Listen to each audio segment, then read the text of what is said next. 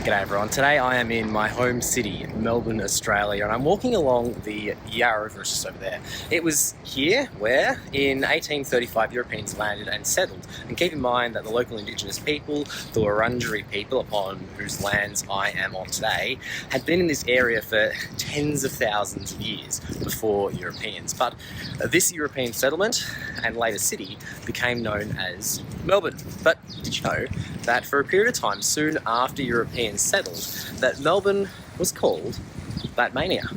Well, let's talk about it.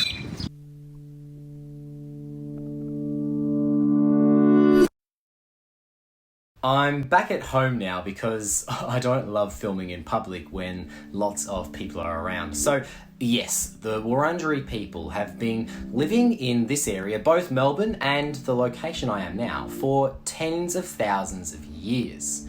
Aboriginal Australians are the oldest civilization in the world, which is vitally important to remember when discussing Australian history, especially the stories around colonisation. Indigenous Australians had been living on the land, with the land, for tens of thousands of years before European colonisers showed up. And I found making this video difficult, not at least because writing about history as a non-historian is difficult. Wading through primary and secondary sources isn't easy, and especially when there is contention about some of the topics covered in this video. I've tried to present an accurate representation of the history, but it's difficult, so take what I say with a grain of salt. I am a little out of my depth here, but I will do my best. I also want to be aware and respectful of the Indigenous Australians whose stories aren't often told when we cover stories about colonisation. With that in mind, in 1802, Lieutenant John Murray and Captain Matthew Flinders became the first Europeans to explore what is now known as Port Phillip Bay, when their relative voyages sailed into it a few months apart. Philip Gridley King, the Governor of New South Wales, of which this area was then a part of, colonially speaking, ordered that the bay be examined. In 1803, Charles Grimes and his group became the first Europeans to find the Yarra River, but Grimes was not convinced that the shores of the Yarra would make for a good settlement. There was a brief settlement of soldiers and convicts in Sorrento in 1803, which is located on a point about 60 kilometres south of where Melbourne is now. But it wasn't especially suitable, so they ended up relocating to Van Diemen's Land, which is known contemporarily as Tasmania. It wasn't until 1835 when permanent settlement occurred. This is when John Batman and his party settled on the banks of the Yarra in the settlement where we find Melbourne today. It didn't have an official European name at this point, so it was unofficially named Batmania after John Batman. It was around this time that Batman negotiated a treaty with the local Indigenous people, which was the first of any kind of treaty between Europeans and Aboriginal people as far as I can find. For, as was often the case for colonial movements, land was taken and people were displaced, killed or enslaved. So for an economic exchange to occur instead was pretty cool. But who was John Batman, and was this treaty really one made in good faith? And why is it now called Melbourne? Let's start with the first of those questions. Who was John Batman?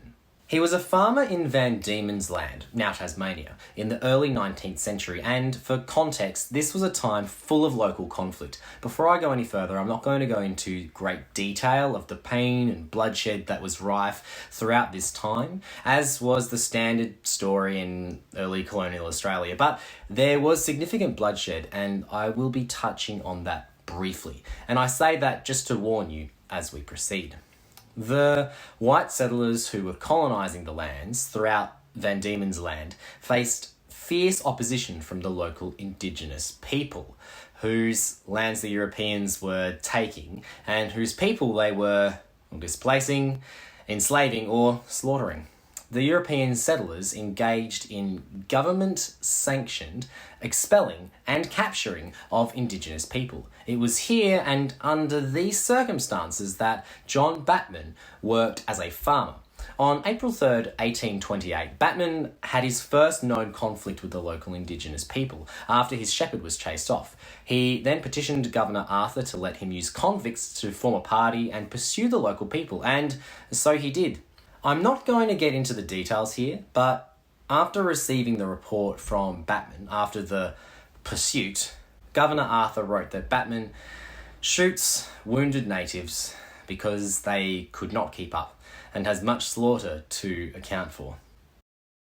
From this episode, I think it's fair to suggest that perhaps John Batman wasn't a humanitarian. He probably wasn't much more cruel than the average European coloniser in the early 1800s, but he certainly wasn't much better. So that's the person who, 7 years later, sailed up the Yarra River in his ship, the Enterprise, and founded a settlement, unofficially named Batmania, after himself. It was then when John Batman had a treaty written and signed by the local Aboriginal elders, where he essentially agreed to lease 200,000 hectares of land for 40 blankets, 30 axes, 100 knives, 50 scissors, 30 mirrors, 200 handkerchiefs, 100 pounds of flour, and 6 shirts, to be paid annually. And it is true that this is the first treaty of any kind between Europeans and Australian Aboriginal people.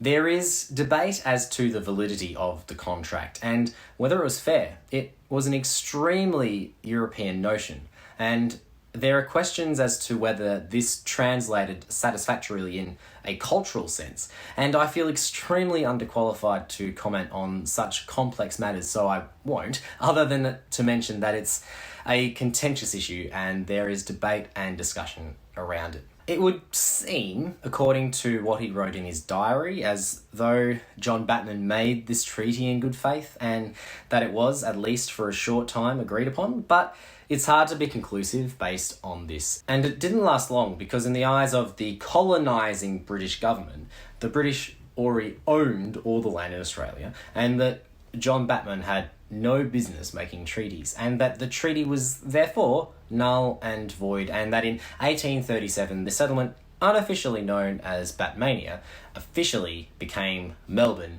after William Lamb, 2nd Viscount Melbourne, the Prime Minister of the United Kingdom at the time.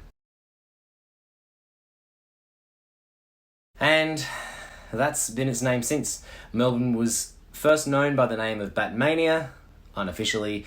It was also unofficially named, at least according to the British, Bearbrass, Bearport, Duttagalla, Bearheap, or just the settlement. And that'll do for this video. Making videos about history is hard, but if you want to do any further reading, the resources I used can be found in the description below.